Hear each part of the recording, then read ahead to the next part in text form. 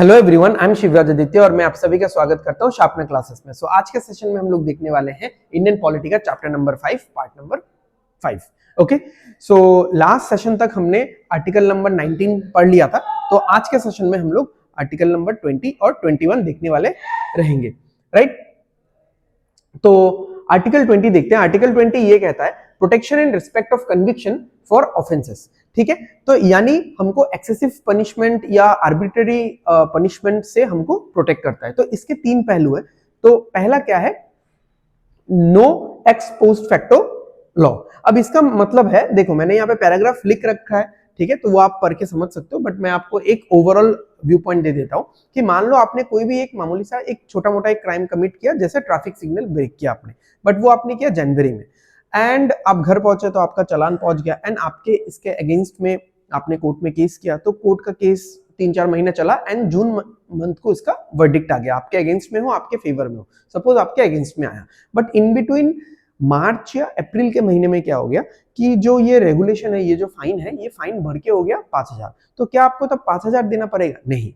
जब आपने ये क्राइम किया था, ठीक है, जब आपने ये क्राइम किया था, उस टाइम पे जो लॉज वगैरह थे, जब वर्डिक्ट आएगा वही सारे लॉज एप्लीकेबल होंगे, ठीक है, वही सारे लॉज एप्लीकेबल होंगे। और ये जो फंडा है, ये फंडा सिर्फ क्रिमिनल केसेस के लिए है, ये सिविल मैटर्स पे अप्लाई नहीं होता, ठीक है, ये सिविल मैटर्स पे अप्लाई नहीं होता। समझ में आ गया आपको कि आपने कोई भी एक क्राइम किया हो, कोई भी एक हीनियस क्राइम हो, किसी भी तरीके का क्राइम किया हो आपने, तो अगर आपका केस चलता है 1-2 साल, और 2 साल बाद अगर वर्डिक्ट आता है, जजमेंट आता है, तो आपको जजमेंट में जो आपको सुनाया जाएगा, जजमेंट जो दिया जाएगा, वो 2 साल पहले जब आपने क्राइम किया था उस टाइम पे जो लॉज एप्लीकेबल थे उसके हिसाब से आपको पनिशमेंट दिया जाएगा, ना कि उस टाइम पे जजमेंट के टाइम 2 साल बाद उस टाइम पे क्या लॉज में चेंजेस आए उसके हिसाब से।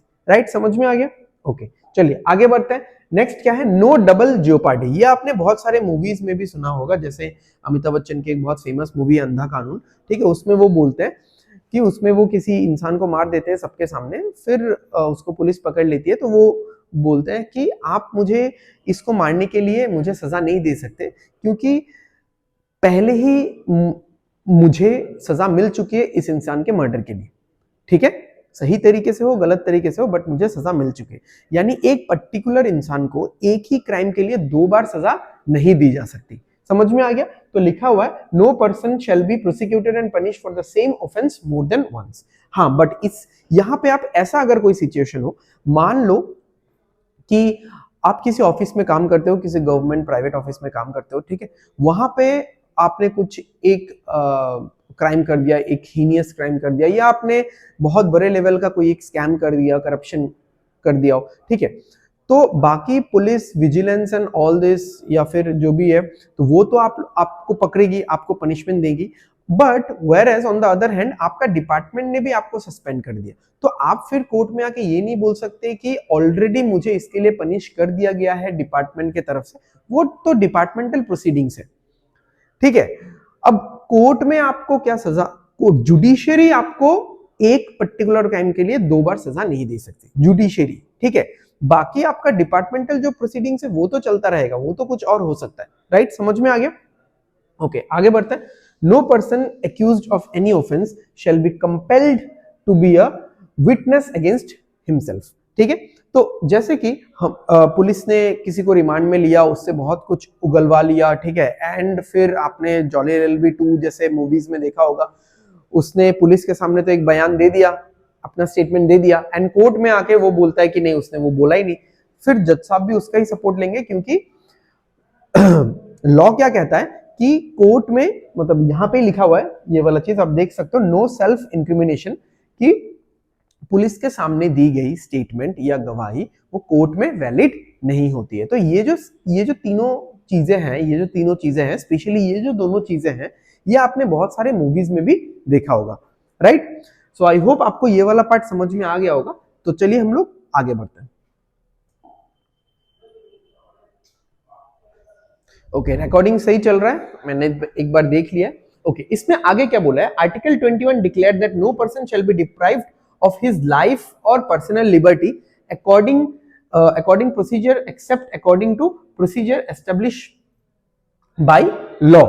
ठीक है, प्रोसीजर एस्टेब्लिश बाय लॉ, यानी पार्लियामेंट को लॉ बनाने का राइट दिया हुआ है, और अगर लॉ ने कोई फाइन इंपोज किया है, अगर लॉ ने कहीं पे कुछ एक रेस्ट्रिक्शन लगाया है, ठीक है, अगर लॉ ने कहीं पे लॉ के हिसाब से कहीं पे पेनल्टी देना बनता है, ठीक है आपका, तो आपको वो मानना पड़ेगा, आपको वो देना पड़ेगा, right. Okay, this right is available to both citizens and non citizens, right. It guarantees the right to a dignified life. अब यहाँ पे बात कहाँ पे आके रुकी यहाँ पे मेनका गांधी केस में, तो उसको हम लोग एक बार जान लेते हैं, ठीक है। अच्छा, उससे पहले इस केस में जाने से पहले प्रोसीजर एस्टेब्लिश्ड बाय लॉ, इसको समझते हैं क्या है। इसको समझने के लिए इसका और एक पहलू है, इन दोनों को हम लोग साइड बाय साइड पढ़ेंगे, साइड बाय साइड देखेंगे तो हम लोग अच्छे से समझ पाएंगे, ठीक है। हमारे कॉन्स्टिट्यूशन में ये चीज लिखा हुआ है, प्रोसीजर एस्टेब्लिश्ड बाय लॉ, यानी पार्लियामेंट ने अगर कोई लॉ बनाया है, मान लीजिए कि अगर आप ट्रैफिक सिग्नल तोड़ेंगे तो आपको 50,000 फाइन देना पड़ेगा। तो अगर ये रूल है तो है, आपको 50,000 फाइन देना पड़ेगा। अगर कोविड के टाइम ऐसा कोई रूल होता, पार्लियामेंट ने बनाया होता कि अगर आप मास्क नहीं पहनेंगे तो आपको 20,000 रुपए का फाइन देना पड़ेगा, तो 20,000 रुपए का फाइन देना पड़ेगा अगर ऐसा रूल है तो है, राइट। तो follows process of the law, it originated from the British, right. Okay, अब जैसे ही मेनका गांधी केस में सुप्रीम कोर्ट में ये बात उठी, तो सुप्रीम कोर्ट ने ये इस कंसेप्ट को फॉलो किया, due process of law. Due process of law मतलब है कि मान लिया कि पार्लियामेंट को लॉ बनाने का अधिकार है, बट वो लॉ कितना फेयर है, कितना जस्टिफाइड है, कितना रीजनेबल है, ये हम लोग चेक करेंगे, राइट। अभी किसी ने अगर ट्रैफिक सिग्नल तोड़ा है तो आप 5,000 10,000 फाइन ले लो, 50,000 क्या बात है भाई। अगर किसी ने कोविड के टाइम पे मास्क नहीं पहना है तो आप 100 200 500 1000 रुपए फाइन ले सकते हो, 20,000 क्या बात है भाई, ठीक है। तो इस तरीके से ड्यू प्रोसेस ऑफ लॉ इन चीजों को चेक करता है, and it has been originated from United States, कि अगर पार्लियामेंट ने कोई लॉ तैयार किया है, बनाया है, वो कितना जस्टिफाइड है, वो कितना फेयर है या रीजनेबल है, इसका प्रेशर, इसका इंपैक्ट क्या आएगा पब्लिक के ऊपर, ये कोर्ट देखेगी। हालांकि इसके बारे में कॉन्स्टिट्यूशन में कोई उल्लेख नहीं है, राइट। अब बात जो आके फंसी यहां पे आर्टिकल 21 से रिलेटेड, इन दोनों केसेस में आके बात फंसी, ए.के. गोपालन वर्सेस स्टेट ऑफ मद्रास। हालांकि ये वाला इतना मतलब स्ट्रॉन्ग व्यू पॉइंट नहीं रखता है, ये वाला केस आर्टिकल 21 के ऊपर। It provides a very narrow interpretation of article 21, because इसमें ये बोला गया कि आर्टिकल 21 में अगर एग्जीक्यूटिव कुछ आर्बिट्ररी एक्शन करते हैं तो उसके अगेंस्ट आपको प्रोटेक्शन मिल जाएगा, बट अगर लेजिस्लेटिव कुछ आर्बिट्ररी एक्शन करते हैं उसके अगेंस्ट कोई प्रोटेक्शन नहीं है। तो आप यहाँ पे जो सेंटेंस फ्रेमिंग है आप देखो, that the protection under article 21 is available, ठीक है, प्रोटेक्शन अवेलेबल है only against arbitrary executive action and not from arbitrary legal action, ठीक है। तो बहुत नैरो इंटरप्रेट कर दिया आर्टिकल 21 को। आर्टिकल 21 का जो मेन बेनिफिट है वो हमको मिलता है Maneka Gandhi versus UOI, union of India 1978 versus union of India. तो supreme court overrule its judgement of the Gopalan case. Supreme court ने ये बोला कि law must be reasonable, fair and just, ठीक है। Right to life does not merely mean animal existence. Human beings है ना हम लोग, ह्यूमन बींग्स का एक डिग्निफाइड लाइफ होता है, ह्यूमन बींग्स को आप ह्यूमन बींग्स जैसा ट्रीट करना पड़ेगा। अगर किसी ने मान लो अंडर सर्कमस्टेंसेस कुछ एक क्राइम कर दिया है, ठीक है, उसको आप जेल में रख रहे हो, तो ऐसा तो नहीं है कि आप उसको जानवर जैसा ट्रीट करोगे, उसको खाना नहीं दोगे, उसको फैसिलिटीज नहीं दोगे, बेसिक फैसिलिटीज आपको देना पड़ेगा। इसीलिए जो आर्टिकल 21 का मेन जो मीनिंग आता है वो आता है Maneka Gandhi versus union of India वाले केस में, जो कि 1978 का है। ये बहुत इंपॉर्टेंट है, इसको आपको याद रखना है। इंट्रोडक्शन टू द होना चाहिए, introduction to the American expression due process of law, that is law should be reasonable, fair and just, right? Okay, अब इसमें आगे जाते हैं हम लोग, यहां से वापस आ गए थे कि आर्टिकल 21 में और किस किस चीजों में इंक्लूजन है और क्या क्या चीज बोलता है। Right to live with human dignity, right to the decent environment including pollution free water and air and protection, right to livelihood, right to privacy, right to shelter, right to health, and all these things are in alignment with due process of the law, जो कि इस particular case से हमको मिलता है। Okay, चलो आगे बढ़ते हैं आर्टिकल 21A के तरफ।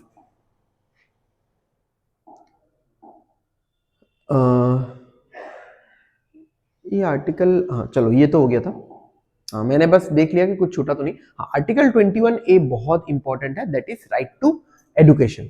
तो the state shall provide free and compulsory education to all the children of the age 6 to 14। यानी जो कंट्री है, जो गवर्नमेंट है, उनको हर एक बच्चों को जो कि 6 to 14 ईयर्स के हैं उनको compulsory and free education provide करना पड़ेगा। अब ये जो प्रोविजन है, यहाँ पे सिर्फ एलिमेंट्री एजुकेशन के बारे में बात किया जाता है, यानी क्लास 6 to 8 तक के एजुकेशन के बारे में बात किया जाता है, ठीक है, नॉट हायर और प्रोफेशनल एजुकेशन, यानी बीटेक एमबीए इनके बारे में बात नहीं किया जा सकता। हालांकि अगर जैसे गवर्नमेंट के पास एनफ रिसोर्सेस होती है तो धीरे धीरे वो टेक्निकल एजुकेशन, प्रोफेशनल एजुकेशन, ये सारी चीज भी गवर्नमेंट इंप्लीमेंट करेगी, ठीक है, बट अभी फिलहाल नहीं है। अब ये जो आर्टिकल है, this was added in 86th constitutional amendment act of 2002, ठीक है। पहले ये आर्टिकल 45 में था, जो DPSP directive principle of state policies में है, had a provision for state funded as well as equitable and accessible education. However being a directive principle it was not enforceable by the court, ठीक है, तो court impose नहीं कर सकता क्योंकि ये डीपीएसपी में था। बाद में इसको हटा के आर्टिकल 21A में लाया गया via 86th constitutional amendment act 2002, ठीक है। और इसी के प्रोपोजिशन में parliament enacted the right of children to free and compulsory education act, RTE, जो फेमस है 2009 का। Okay, this act seeks to provide every child 6 to 14 years तक के has a right to be provided full time elementary education, ठीक है।